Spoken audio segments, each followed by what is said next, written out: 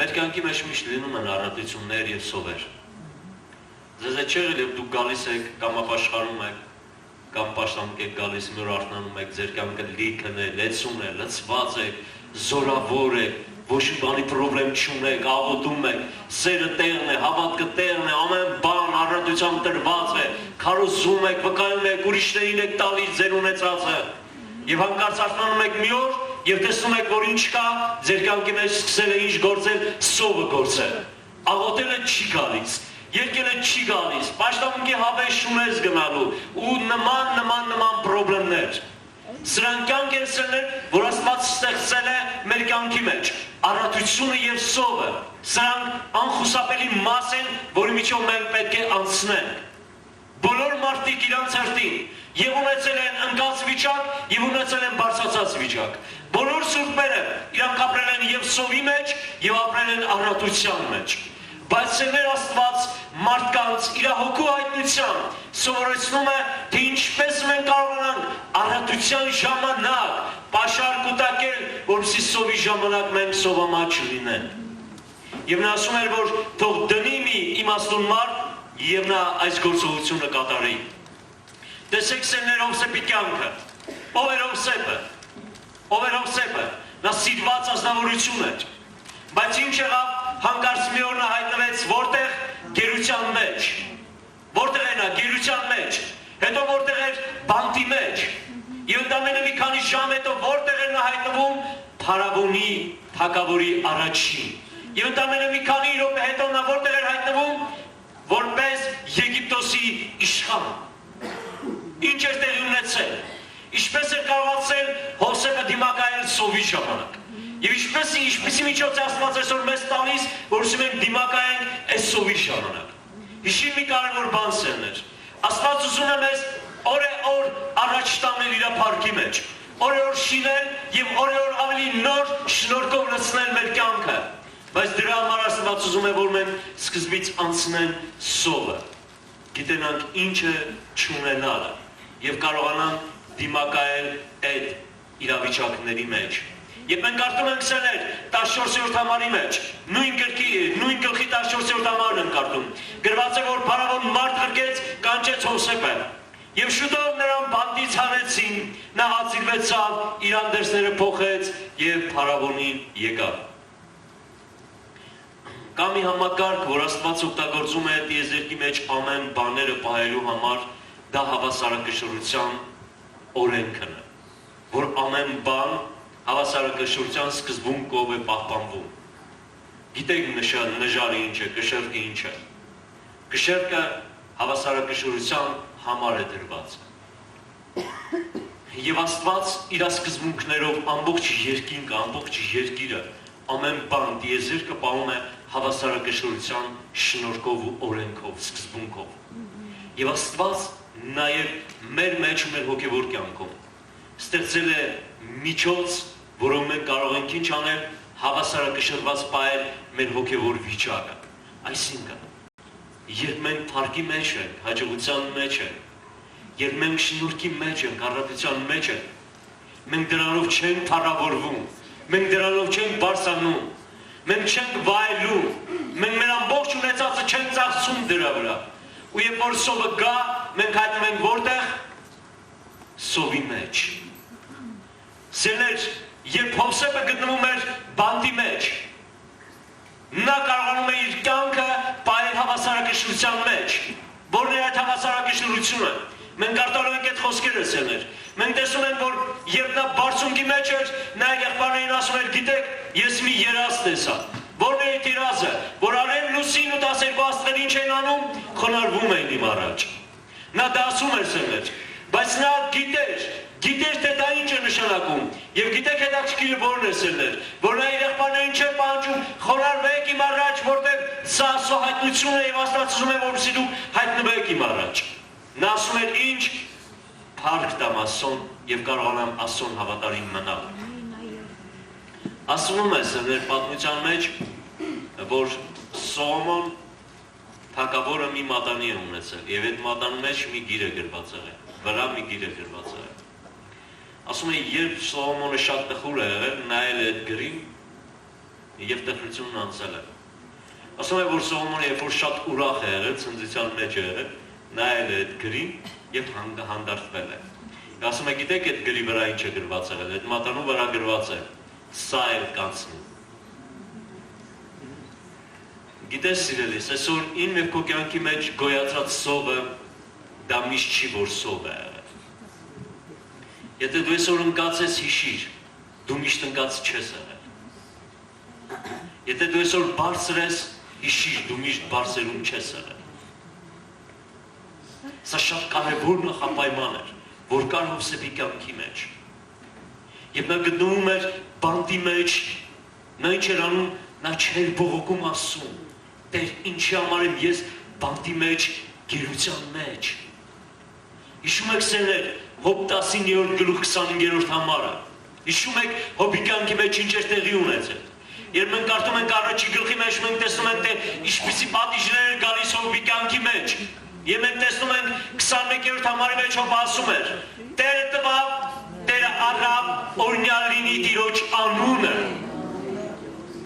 Սա հենց հավասարակշռության օրենքը եւ սկզբունքն էր, որ Հոբը բերել էր իր կյանքի մեջ։ Նա փառք էր տալիս Աստծուն եւ գոյության առատության մեջ է։ Հիշում եք, իրավորտիները ուտում ու խմում են, գրված է Հոբը իրանց համար զոհ էր մատուցանում Տիրոջը եւ գոյություն էր այդում ասում էր՝ միգուցե երեխաներս որից մի մեղ գործած լինեն Տիրոջ առաջին։ Եվ Հոբի երեխեքը չկար, ունեցվածքը չկար։ Հոբի ինչ էր ասում, փառք Տիրոջը։ Տերը տվավ, Տերը տարավ։ Եվ Հովսեփ գտնում էր բանտի մեջ, նա ասում էր փառք Տիրոջը։ Եվ համոզված են, տեսնում են մենք Հովսեփի կյանքը, եւ նա կանգնեց փարավոնի դիմաց, եւ փարավոնը ասեց. լսել եմ, դա գրված է 11-րդ համարի մեջ, որ դու կարող ես երազներ մեկնել, դու շատ հզոր մի մարդ ես։ Գրված է փարավոնին Հովսեփ ասեց. ոչ թե ես, այլ Աստված փարավոնին պիտի տա նպաստավոր պատասխան, ամեն։ Տեսեք, Հովսեփի սկզբունքը ինչի մեջ էր սերներ։ Նա հասկացել էր, որ այն շնորհքը, որ ինքը ունի, դա իրենից չի, այն ումն է, Աստծո շնորհքն է։ Եվ նա ասում էր, գիտես, ես չէ որ բարձրանալու եմ քո առաջին, այլ Աստծո շնորհքն է բարձրանալու մեր մեջ, ամեն։ Հիշիր սիրելիս, հիշիր, որ հնարավոր է մի օր դու լինես աղքատության մեջ, բանտի մեջ, մի օր լինես փարավոնի առաջին։ Եվ հնարավոր է մի օր դու լինես թագավոր, օծված, ուրախ տապանակի առաջ պարող Դավիթ եւ հաջորդ քայլում լինես ով սկացող տառապանքի մեջ Դավիթ։ Հիշիր սիրելիս, Աստված ստեղծել է այս միջոցը, որովհետեւ մենք կարողանանք մեր հոգեվոր կյանքը բալանսի բերել։ Կարողանանք մեր հոգեվոր կյանքը միշտ պահել հավասարակշռության մեջ։ Եթե այսօր ցավ կա, պրոբլեմ, դժվարություն կա քո կյանքի մեջ, մի սկա սրանով, սիրելիս, գոհացիր Աստծուց։ Հիշիր, որ սովը մի միջոց է, որ քեզ Տերը ավելի բարձրացնի։ Եթե դու այսօր բարձրում ես, մի ցնծա, մի վերևից նայիր մարդկանց, հիշի, որ Աստված ուղարկելու է քո կյանքի մեջ սով, եւ դու նորից գլուխդ խոնարհել ես այդ քրոջ կամ այդ եղբոր առաջին։ Հիշիր, Աստված ստեղծել է հավասարության, հավասարակշռության սկզբունք։ Նա ստեղծել է սա, որսի մենք ապրենք հավասարակշռված կյանքով։ Կարողանանք ամեն բանի մեջ տեսնել ինչը Տիրոջ ձեռքը։ Հիշում եք դուք Հովսեփի կյանքը։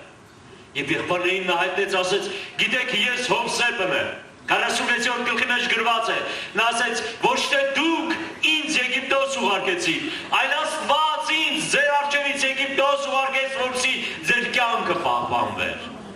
Տեսնում եք սիրելիներ, ով էր տառապանքի պատճառը։ Հովսեփ չտեսավ իր եղբայրներին տառապանքի պատճառ։ Նա տեսավ Աստծո գերագույն նպատակը տեսավ սիրելիներ։ Այսօր Աստված ուզում է, որպեսզի դու կարողանաս ճանաչել Աստծո կամքը քո կյանքի մեջ։ Եթե տխուր ես, էլի գոհացի Աստծուց։ Եթե շատ ուրախ ես, էլի գոհացի Աստծուց։ Կարողացի տեսնել, որ առանց Աստծո կամքի ոչինչ երկրատելի չի ունենում սիրելիս։ Այն առատությունը, որ տվել է Աստված քեզ, ու դա դու այսօր վատնում ես ավել բաների վրա, Կան մարդիկ սերներ,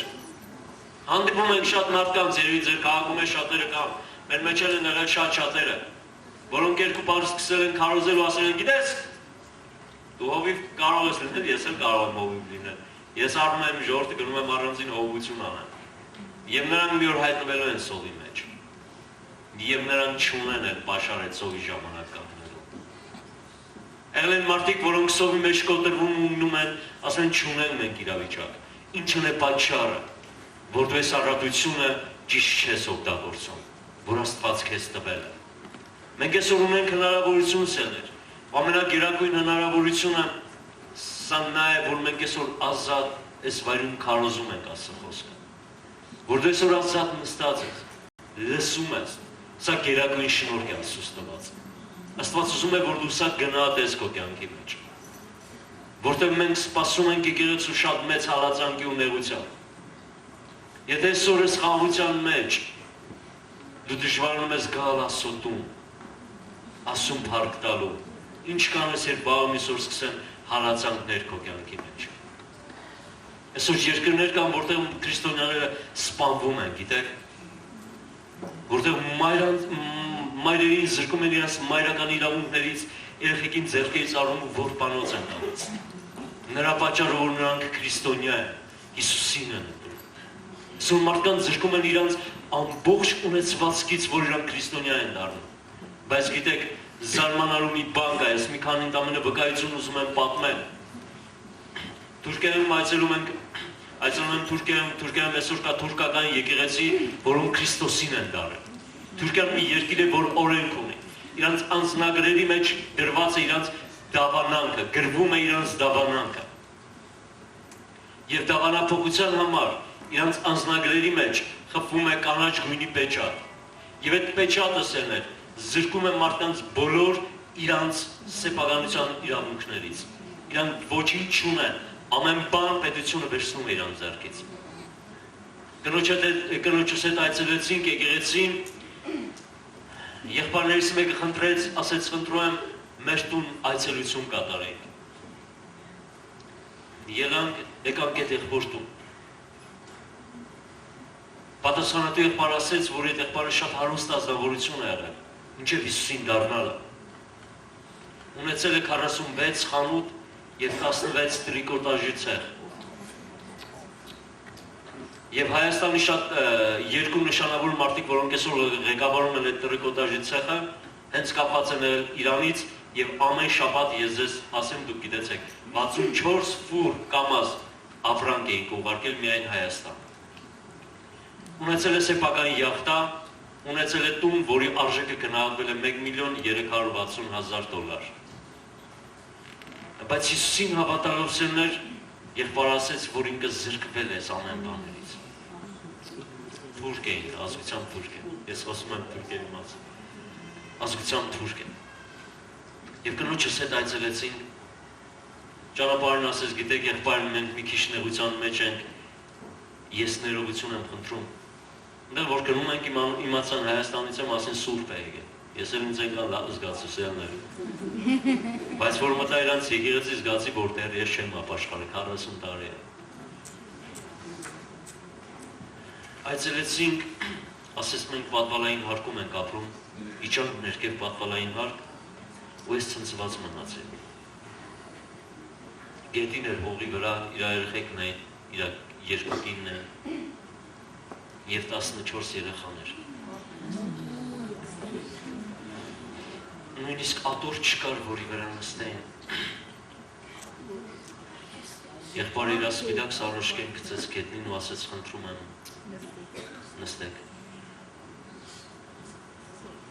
Սերներ ես ցնցված էի։ Կինը հաց էր պատրաստել, բրնձից փլավ էր պատրաստել, բերեց։ Ասեց խնդրում եմ ես անհարմարությունների համար ներեք, որտև գումար չունենք, ասեց մեր եկեղեցու քուրերից մեկը պարտք ունի։ Ես իմ երկու տղաների հետ մի շաբաթից ավել կաշկա ենք քշում կայարանից, վեշեր ենք տեղափոխում, այդ գումարը տալիս ենք այդ քրոջը, որպեսզի ինք իրա պարտքը Եվ գիտեք հետաքրքիրը որն էր։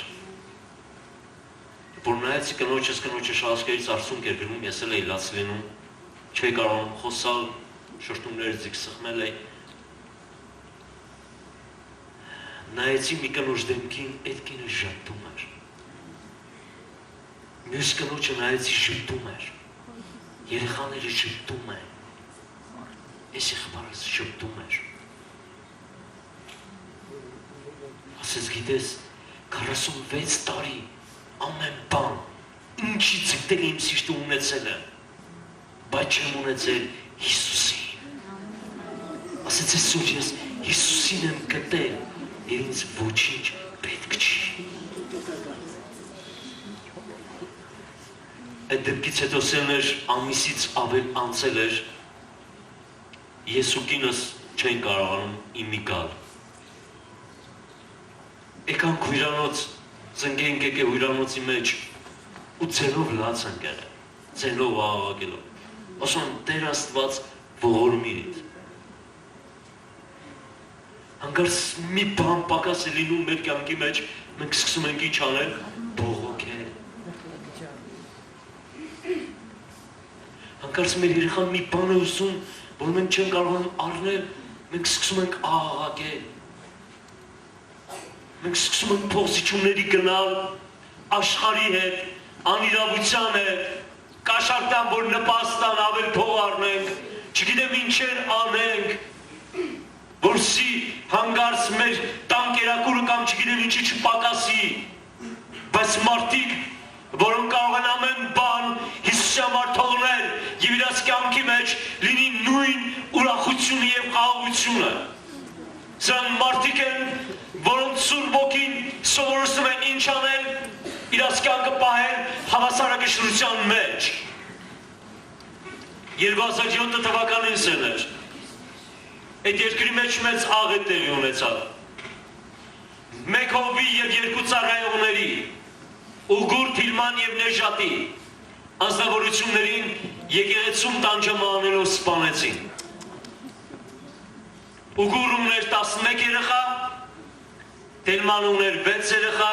Նեժատին ուներ 3 կին 24 երեխա։ 4 ժամից ավել 11 երիտասարդ տանջել է։ Ամեն մեկի մարմնի վրայի դանակի հարվածները այնքան են եղել, որ էքսպերտիզը չի կարողացել հաշվել, թե ինչքան են եղել։ Եվ վերջում 3-ի գլուխն էլ կտրել է։ Բայց այսօր սիրներ, այդ ընտանիքները, իրանց կանայք և իրանց երեխաները եկեղեցում են։ Իրանք չեն դատարել Հիսուսին պաշտելուց։ Իրանք չեն բողոքում։ Ես շուրջ 2 տարուց ավել է։ Երևի եթե ոչ ամեն ամիս, երևի ամիս ու կեսը կամ 2 ամիսը գիտեն եղբայրները, գնում եմ Թուրքիա, ամեն անգամ այցելում եմ։ Ես մի անգամ, նույնիսկ անգամ խոսացել եմ, ասում եմ, ինչով կարող եմ օգնել, ասում եմ եղբայր, մենք օգնության կարիք չունենք, մենք ունենք մի բանի կարիք, Աստծո խոսքը դուր մեզ, որ մեր սրտերը խաղաղության լցվի։ Դեպքից հետո սիրներ, Վոլգոգրադից մեր եղբայրը, Վալոզիա եղբայրը, որը մեր Պավելախորը բանդ է նստած եղել, իրար ճանաչում են։ Իր ընտանիքով տեղափոխվավ և սկսեց հովություն անել այդ եկեղեցում։ Եվ 2009 թվականին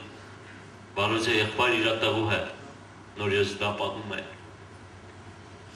Գնում են եկեղեցի առավոտ շուտ աղոթքի կանգնելու համար, 2 երիտասարդներ ներս են մտնում, դուռը փակում են և սկսում են կապել եղբորը, և հորը և տղային կապելատորից և սկսում են նորից տանջում անել։ Եղբոր աշկերը առաջին սկսում են որդուն անտամահատել, ակաժներն են կտրում, մատներն են կտրում։ Հետո վիզը կտրում են, գլուխը կտրում են, տրում են եղբոր ծնկների վրա։ Եվ վերջում են տանջում անելով նույն ձևով սպանում են Վալոզիա եղբորը։ Եվ բռնվելով սերներ, այդ 2 երիտասարդները կանգնում են դատարանի առաջ։ Մուսուլմանական երկիրը օրենք ունի։ Այդ երկրում տուժողի մայրը կամ կինը ինչ որ պահանջում է դատարանից, դատավորը պարտավոր է 70%-ով լիարժեք կատարի այդ կնոջ խնդրանքը։ Եվ գործը հարցակրվում են, նրանք իրաց ազգի համար համարում են հերոսներ, որոնք դավանափող շների են սպանել։ Եվ երբ որ մեղադրողը կանգնում է, պահանջում է երկու երիտասարդներից ցմահ բանտարկություն, դատավորը խոսքը ուղղում է կնոջը, մորը, մեր եղբոր Սվետլանա կնոջը,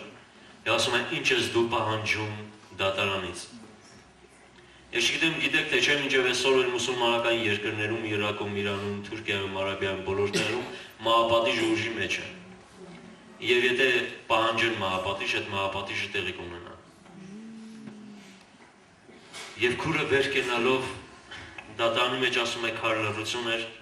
ասում է հայացքը բարձրացրեց, աչքերին արցուն կար, եւ նա ասում է դատարանից պահանջեց ներել եւ դատարանից բաց թողնել երիտասարդը։ Եվ ասում է, որ ամբողջ դատարանը ցնցված է։ Նույնիսկ քույրը պատմեց, ասում է, որ դատավորը իր նստած տեղից վեր կացավ։ Ես չգիտեմ, գիտեք թե չէ, կանայք մուսուլմանական երկրներում արժեք չեն ներկայացնում, իրանք չեն համարում մարտահաշիվ, իրանք համարում են ուղղակի գույք, իրանք առնում են, իրանք վաճառում են։ Մինչև այսօր էլ Իզմիրի վերում կա կանանց շուկա, որտեղ մարդիկ վաճառում առնում են։ Իսկ եթե նույնիսկ աղջիկ ես գնում, դու պետք է փող վճարես, որ այդ աղջկան առնես։ Այդ օրենքը մինչև այսօր իրական է եւ գործում է։ Եվ ասում է դատավոր իրան նստած տեղից վեր կացավ, ասում է մոտեցավ այս քույրիկին, գլուխը ասում է կախեց ու ասեց ես խոնարհվում եմ ձեր առաջ։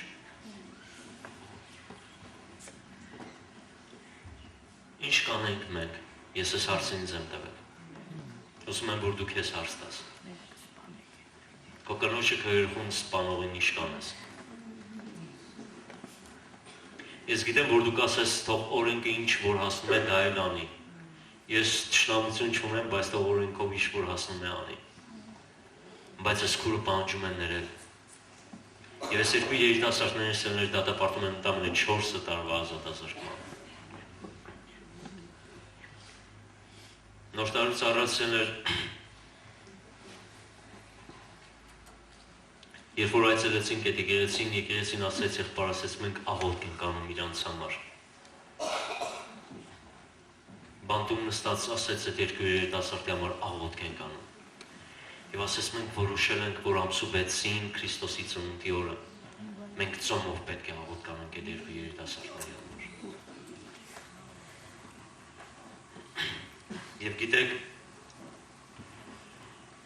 մի ամիս առաջ էր, որ զանգեց եղբայրը սպասավոր խոսացինք, ասեց եղբայր աչքը լույս եմ ուզում քեզ տալ, ասեց ինչ եղել։ Ասեց ընդամենը մեկ շաբաթ առաջ, անցած շաբաթ։ Պաշտոնքի ասում է ժամանակ 34 հոգի մարդ մտավ դահլիճ։ Եվ ասում է իրանք եկան, ընկան երեսի վրա, ասում են լաց են լինում, ասում են մենք խնդրում ենք, որ դու մեզ ներես, որ դուք մեզ ներեք ու ներեք։ Եվ ասում է գիտեք ովքեր են, ասում են ով են եղբայր, ասում է այդ երկու երիտասարդների ընտանիքներն են։ Այսօր սերներ, մի 10 օր 15 օր առաջ էր երևի, երբ զրուցեցի եղբայր, ասեց եղբայր, ուզում եմ աշխարհ լուսան քեզ տալ, ասի ինչ եղել, ասեց երկու ընտանիքներն են, ջրով մկրտվել են Սուրբ Ոգով եւ դարձել են եկեղեցու անդամ։ Երկու երիտասարդները բանտում նստած, խնդրել են իրան ծնողներին, որպեսզի իրանց փոխանցեն նոր կտակարանը, որպեսզի բանտում իրան կարդան Տիրոջ խոսքը։ Ինչ իրավիճակի մեջ դու կհայտնվես եւ ինչպես կնայես այդ իրավիճակին։ Կնայես արդյոք Հովսեփի նման, կնայես արդյոք Հոբի նման, թե կնայես չգիտեմ ում նման։ Ես մի քրոջ հանդիպասել ես այդ վկայությունը պատմել եմ, բայց եղբայրը հիշեցրեց, որ ձեր մոտ չեմ պատմել, խնդրեց որսի պատմեմ։ 14 տարեկան Գուլիա անունը, քույր էր, որին ես հանդիպեցի պաշտամունքի ընթացքում եւ նա պատմեց իր վկայությունը։ Սովորում է բժշկականում թաղապետի աղջիկ է, շատ հարուստ մեծահարուստ է աղջիկ։ Եվ այդ գերմանական կլինիկան պրակտիկա գնալու ժամանակ իրան վկայում են Հիսուսի մասին, պատմում են ու նա ընդունում է Հիսուսին։ Մի քանի պաշտամունքներ գնալուց, գաղտնի գնալուց հետո Գաղտնի են հավաքում ընդ է, ասպես ազատություն չկա, որ նստեք ու Հիսուսին լսեք։ Գաղտնի պաշտամներ գնալուց հետո մկրտվում է Սուրբ Հոգով և հաստատվում է Տիրոջ մեջ։ Մի քանի ամիս հետո իր հայրը իմանում է, որ աղջիկը քրիստոնյա է դարել։ Եվ գիտեք, ասում է, այնպես էր ծեծել, որ 4 օր կոմայի մեջ վերակենդանացում աղջիկը պարկած էր մնացել։ Ամսից ավել պահանջվել է, մինչև այդ աղջիկը կարգավորվել է, կազդուրվել է և տուն է եկել։ Տուն գալուց հետո է, ասում է, հերմից ծեծում էր, անարգում էր և ասում էր, ես քեզ ժամանակ կտամ, որ դու ուղղվես, որ քո կյանքը ուղղես, եթե ոչ ես քեզ կսպանեմ։